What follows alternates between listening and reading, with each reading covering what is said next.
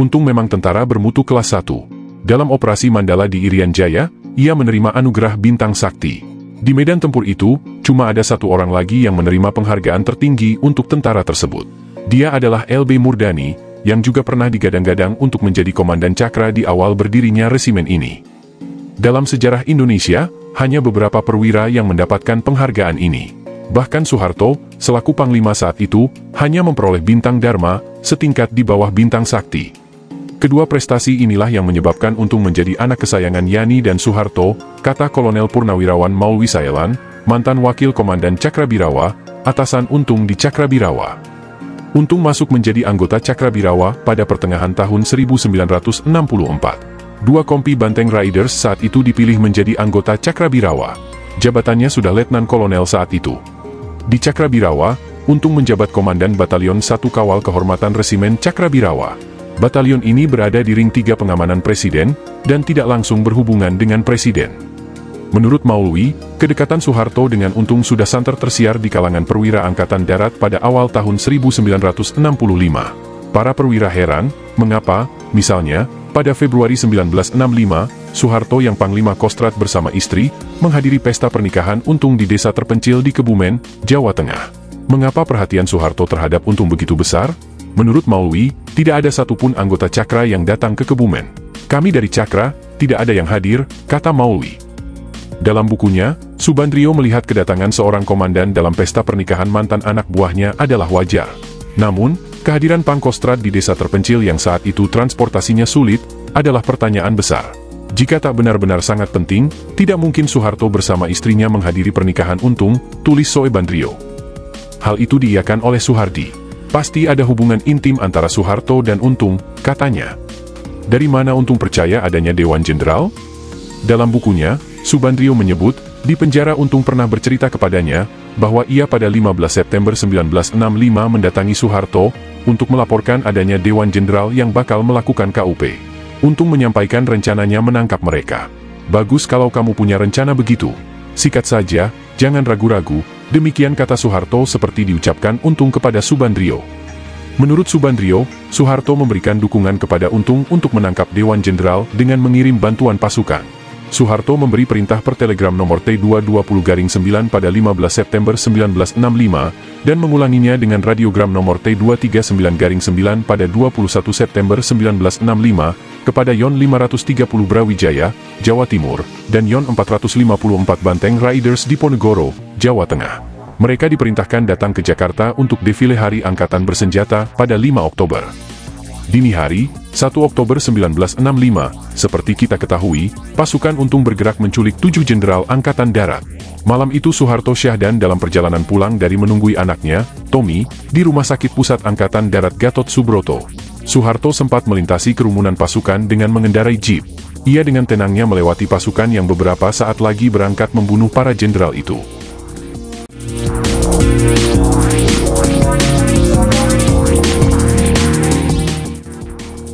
Hari Selasa, penghujung tahun 1966. Penjara Militer Cimahi, Bandung, Jawa Barat. Dua pria berhadapan. Yang satu bertubuh gempal, potongan cepak berusia 39 tahun. Satunya bertubuh kurus, usia 52 tahun. Mereka adalah Letnan Kolonel Untung Samsuri dan Subandrio, Menteri Luar Negeri Kabinet Soekarno. Suara Untung bergetar. Pak Ban, selamat tinggal. Jangan sedih, kata Untung kepada Subandrio. Itulah perkataan Untung sesaat sebelum dijemput petugas, seperti ditulis Subandrio dalam buku, Kesaksianku tentang G30S. Dalam bukunya, Subandrio menceritakan, selama di penjara Untung yakin dirinya tidak bakal dieksekusi. Untung mengaku G30S atas setahu Panglima Komando Cadangan Strategis Angkatan Darat, Mayor Jenderal Soeharto. Keyakinan Untung bahwa ia bakal diselamatkan Soeharto adalah salah satu misteri tragedi September-Oktober. Kisah pembunuhan para jenderal pada tahun 1965 adalah peristiwa yang tak habis-habisnya dikupas. Salah satu yang jarang diulas adalah spekulasi kedekatan Untung dengan Soeharto. Memperingati tragedi September kali ini, Koran Tempo bermaksud menurunkan edisi khusus yang menguak kehidupan Letkol Untung. Tak banyak informasi tentang tokoh ini, bahkan dari sejarawan, data tentang Untung sangat minim, bahkan riwayat hidupnya, kata sejarawan Asfi Warman Adam. Tempo berhasil menemui saksi hidup yang mengenal Letkol Untung. Salah satu saksi adalah Letkol CPM Purnawirawan Soehardi. Umurnya sudah 83 tahun. Ia adalah sahabat masa kecil Untung di Solo dan bekas anggota Cakrabirawa. Untung tinggal di Solo sejak umur 10 tahun. Sebelumnya, ia tinggal di Kebumen. Di Solo, ia hidup di rumah pamannya, Samsuri. Samsuri dan istrinya bekerja di pabrik batik Sawo, namun tiap hari membantu kerja di rumah Ibu Wergu Prajoko, seorang priayi keturunan Trah Kasunan, yang tinggal di daerah Keparen, Solo. Wergu adalah orang tua Soehardi. Dia memanggil ibu saya Bude dan memanggil saya Gus Hardi, ujar Soehardi. Soehardi, yang setahun lebih muda dari Untung, memanggil Untung, si Kus. Nama asli Untung adalah Kusman. Soehardi ingat, Untung kecil sering menginap di rumahnya. Tinggi Untung kurang dari 165 cm, tapi badannya gempal. Potongannya seperti preman. Orang-orang Cina yang membuka praktek-praktek perawatan gigi di daerah saya, takut semua kepadanya, kata Soehardi tertawa. Menurut Soehardi, Untung sejak kecil selalu serius, tak pernah tersenyum. Soehardi ingat, pada tahun 1943, saat berumur 18 tahun, Untung masuk Heiho. Saya yang mengantarkan Untung ke kantor Heiho di perempatan Nonongan yang ke arah Sriwedari. Setelah Jepang kalah, menurut Soehardi, Untung masuk Batalion Sudigdo, yang markasnya berada di Wonogiri. Batalion ini sangat terkenal di daerah Boyolali. Ini satu-satunya batalion yang ikut PKI, Partai Komunis Indonesia, kata Soehardi. Menurut Soehardi, batalion ini lalu terlibat gerakan Madiun sehingga dicari-cari oleh Gatot Subroto. Clash yang terjadi pada tahun 1948 antara Republik dan Belanda, membuat pengejaran terhadap batalion-batalion kiri terhenti. Banyak anggota batalion kiri bisa bebas. Soehardi tahu Untung kemudian balik ke Solo. Untung kemudian masuk Korem Surakarta, katanya. Saat itu, menurut Soehardi, Komandan Korem Surakarta adalah Soeharto. Soeharto sebelumnya adalah Komandan Resimen Infanteri 14 di Semarang. Mungkin perkenalan awal Untung dan Soeharto di situ, kata Soehardi. Keterangan Soehardi menguatkan banyak tinjauan para analisis. Seperti kita ketahui, Soeharto kemudian naik menggantikan Gatot Subroto menjadi Panglima Divisi Diponegoro. Untung lalu pindah ke Divisi Diponegoro, Semarang. Banyak pengamat melihat, kedekatan Soeharto dengan Untung bermula di Divisi Diponegoro ini. Keterangan Soehardi menambahkan kemungkinan perkenalan mereka sejak di Solo. Hubungan Soeharto-Untung terjalin lagi, saat Soeharto menjabat Panglima Kostrad mengepalai operasi pembebasan Irian Barat, 14 Agustus 1962. Untung terlibat dalam operasi yang diberi nama Operasi Mandala itu. Saat itu Untung adalah anggota Batalion 454 Kodam Diponegoro, yang lebih dikenal dengan Banteng Riders. Di Irian, Untung memimpin kelompok kecil pasukan yang bertempur di hutan belantara Kaimana. Sebelum Operasi Mandala, Untung telah berpengalaman di bawah pimpinan Jenderal Ahmad Yani. Ia terlibat operasi penumpasan pemberontakan PRRI atau Permesta di Bukit Gombak, Batu Sangkar, Sumatera Barat, pada tahun 1958. Di Irian, Untung menunjukkan kelasnya. Bersama Beni Murdani, ia mendapatkan penghargaan Bintang Sakti dari Presiden Soekarno. Dalam sejarah Indonesia, hanya beberapa perwira yang mendapatkan penghargaan ini. Bahkan Soeharto, selaku Panglima saat itu, hanya memperoleh Bintang Dharma, setingkat di bawah Bintang Sakti. Kedua prestasi inilah yang menyebabkan Untung menjadi anak kesayangan Yani dan Soeharto, kata Kolonel Purnawirawan Maulwi Saelan, mantan Wakil Komandan Cakrabirawa, atasan Untung di Cakrabirawa kepada Tempo. Untung masuk menjadi anggota Cakrabirawa pada pertengahan tahun 1964. Dua kompi Banteng Riders saat itu dipilih menjadi anggota Cakrabirawa. Jabatannya sudah Letnan Kolonel saat itu. Anggota Cakrabirawa dipilih melalui seleksi ketat. Pangkostrad, yang kala itu dijabat Soeharto, yang merekomendasikan batalion mana saja yang diambil menjadi Cakrabirawa. Adalah menarik mengapa Soeharto merekomendasikan dua kompi batalion Banteng Riders masuk Cakrabirawa, kata Soehardi. Sebab, menurut Soehardi, siapapun yang bertugas di Jawa Tengah mengetahui, banyak anggota Riders saat itu yang ex-Gerakan Madiun tahun 1948. Pasti Soeharto tahu itu ex-PKI Madiun. Di Cakrabirawa, Untung menjabat Komandan Batalion 1 Kawal Kehormatan Resimen Cakrabirawa. Batalion ini berada di ring 3 pengamanan Presiden, dan tidak langsung berhubungan dengan Presiden. Maulwi, atasan Untung, mengaku tidak banyak mengenal sosok Untung. Untung, menurut dia, sosok yang tidak mudah bergaul dan pendiam. Soehardi masuk Cakrabirawa sebagai anggota detasemen pengawal khusus. Pangkatnya lebih rendah dibanding Untung. Ia Letnan II. Pernah sekali waktu mereka bertemu, ia harus menghormat kepada Untung. Soehardi ingat Untung menatapnya. Untung lalu mengucap, "Gus, kamu ada di sini." Menurut Maulwi, kedekatan Soeharto dengan Untung sudah santer tersiar di kalangan perwira Angkatan Darat pada awal tahun 1965. Para perwira heran, mengapa, misalnya, pada Februari 1965, Soeharto yang Panglima Kostrad bersama istri menghadiri pesta pernikahan Untung di desa terpencil di Kebumen, Jawa Tengah. Mengapa perhatian Soeharto terhadap Untung begitu besar? Menurut Maulwi, tidak ada satupun anggota Cakra yang datang ke Kebumen. "Kami dari Cakra, tidak ada yang hadir," kata Maulwi. Dalam bukunya, Subandrio melihat kedatangan seorang komandan dalam pesta pernikahan mantan anak buahnya adalah wajar. Namun, kehadiran Pangkostrad di desa terpencil yang saat itu transportasinya sulit, adalah pertanyaan besar. Jika tak benar-benar sangat penting, tidak mungkin Soeharto bersama istrinya menghadiri pernikahan Untung, tulis Subandrio. Hal itu diiyakan oleh Soehardi. "Pasti ada hubungan intim antara Soeharto dan Untung," katanya. Dari mana Untung percaya adanya Dewan Jenderal?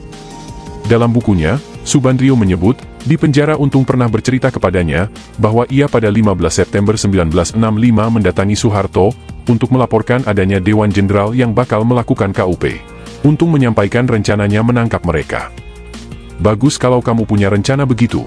Sikat saja, jangan ragu-ragu," demikian kata Soeharto seperti diucapkan Untung kepada Subandrio.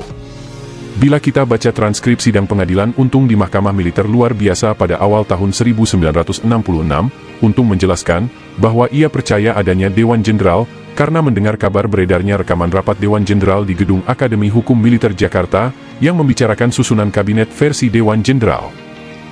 Maulwi melihat adalah hal aneh bila Untung begitu percaya adanya informasi kudeta terhadap presiden ini. Sebab, selama menjadi anggota pasukan Cakrabirawa, Untung jarang masuk ring 1 atau ring 2 pengamanan presiden. Dalam catatan Maulwi, hanya 2 kali Untung bertemu dengan Soekarno. Pertama kali saat melapor sebagai Komandan Kawal Kehormatan, dan kedua saat Idul Fitri tahun 1964. Jadi, ya, sangat aneh kalau dia justru yang paling serius menanggapi isu Dewan Jenderal, kata Maulwi. Menurut Subandrio, Soeharto memberikan dukungan kepada Untung untuk menangkap Dewan Jenderal dengan mengirim bantuan pasukan. Soeharto memberi perintah per telegram nomor T220-9 pada 15 September 1965 dan mengulanginya dengan radiogram nomor T239-9 pada 21 September 1965 kepada Yon 530 Brawijaya, Jawa Timur, dan Yon 454 Banteng Riders di Ponegoro, Jawa Tengah. Mereka diperintahkan datang ke Jakarta untuk defile Hari Angkatan Bersenjata pada 5 Oktober. Pasukan itu bertahap tiba di Jakarta sejak 26 September 1965. Yang aneh, pasukan itu membawa peralatan siap tempur. Memang mencurigakan, seluruh pasukan itu membawa peluru tajam, kata Soehardi. Padahal, menurut Soehardi, ada aturan tegas di semua angkatan, bila defile tidak menggunakan peluru tajam. Itu ada petunjuk teknisnya, ujarnya. Pasukan dengan perlengkapan siaga 1 itu kemudian bergabung dengan pasukan Kawal Kehormatan Cakrabirawa pimpinan Untung. Mereka berkumpul di dekat Monumen Nasional. Dini hari, 1 Oktober 1965, seperti kita ketahui, pasukan Untung bergerak menculik 7 jenderal Angkatan Darat. Malam itu Soeharto menunggui anaknya, Tommy, yang dirawat di Rumah Sakit Pusat Angkatan Darat Gatot Subroto. Di rumah sakit itu Kolonel Latif, seperti pernah dikatakannya sendiri dalam sebuah wawancara, berusaha menemui Soeharto. Dalam perjalanan pulang, Soeharto, seperti diyakini Subandrio dalam bukunya, sempat melintasi kerumunan pasukan dengan mengendarai jeep. Ia dengan tenangnya melewati pasukan yang beberapa saat lagi berangkat membunuh para jenderal itu. Adapun Untung, menurut Maulwi, hingga tengah malam pada 30 September 1965, masih memimpin pengamanan acara Presiden Soekarno di Senayan. Maulwi masih bisa mengingat pertemuan mereka terakhir terjadi pada pukul 20. Waktu itu Maulwi menegur Untung, karena ada satu pintu yang luput dari penjagaan pasukan Cakra. Seusai acara, Maulwi mengaku tidak mengetahui aktivitas Untung selanjutnya. Ketegangan hari-hari itu bisa dirasakan dari pengalaman Soehardi sendiri. Pada 29 September, Soehardi menjadi perwira piket di pintu gerbang istana. Tiba-tiba ada anggota Cakra anak buah Dul Arif, peleton di bawah Untung, yang bernama Jahurup hendak masuk istana. Menurut Soehardi, tindakan Jahurup itu tidak diperbolehkan, karena tugasnya adalah di ring luar, sehingga tidak boleh masuk. Saya tegur dia. Pada 1 Oktober pukul 7, Soehardi sudah tiba di depan istana. Saya heran, dari sekitar daerah Bank Indonesia, saat itu banyak tentara. Ia langsung mengendarai jeep menuju markas Batalion 1 Cakrabirawa di Tanah Abang. Yang membuatnya heran lagi, Pengawal di pos yang biasanya menghormat kepadanya tidak menghormat lagi. Saya ingat yang jaga saat itu adalah Kopral Teguh dari Banteng Riders, kata Suhardi. Begitu masuk markas, ia melihat saat itu di Tanah Abang semua anggota kompi Banteng Riders tidak ada. Begitu tahu hari itu ada kudeta dan untuk menyiarkan susunan Dewan Revolusi, Suhardi langsung ingat wajah sahabat masa kecilnya, dan sahabat yang sudah dianggap anak oleh ibunya sendiri tersebut. Teman yang bahkan saat sudah menjabat Komandan Cakrabirawa bila ke Solo selalu pulang menjumpai ibunya. Saya tak heran kalau Untung terlibat, karena saya tahu sejak tahun 1948 Untung dekat dengan PKI, katanya. Kepada auditor militer pada tahun 1966, Untung mengaku hanya memerintahkan menangkap para jenderal, guna dihadapkan pada Presiden Soekarno. Semuanya terserah kepada Bapak Presiden, apa tindakan yang akan dijatuhkan kepada mereka, jawab Untung. Heru Atmojo, mantan wakil asisten Direktur Intelijen Angkatan Udara, yang namanya dimasukkan Untung dalam susunan Dewan Revolusi, mengakui Syam Kamaruzzamanlah yang paling berperan dalam gerakan tersebut. Keyakinan itu muncul ketika pada Jumat, 1 Oktober 1965, Heru secara tidak sengaja bertemu dengan para pimpinan gerakan 30 September, Letkol Untung, Kolonel Latif, Mayor Sujono, Syam Kamaruzzaman, dan Pono. Heru melihat justru Pono dan Syamlah yang paling banyak bicara dalam pertemuan itu, sementara Untung lebih banyak diam. Saya tidak melihat peran Untung dalam memimpin rangkaian gerakan atau operasi ini, G30S, kata Heru saat ditemui Tempo. Soeharto, kepada Retnowati Abdul Ghani Knap, penulis biografi, Soeharto, The Life and Legacy of Indonesia's Second President, pernah mengatakan, memang kenal dekat dengan Kolonel Latif maupun Untung. Tapi ia membantah isu, bahwa persahabatannya dengan mereka ada kaitannya dengan rencana kudeta. Itu tak masuk akal, kata Soeharto. Saya mengenal Untung sejak tahun 1945, dan dia merupakan murid pimpinan PKI, Alimin. Saya yakin PKI berada di belakang gerakan Letkol Untung, katanya kepada Retnowati. Demikianlah Untung. Kudeta itu bisa dilumpuhkan.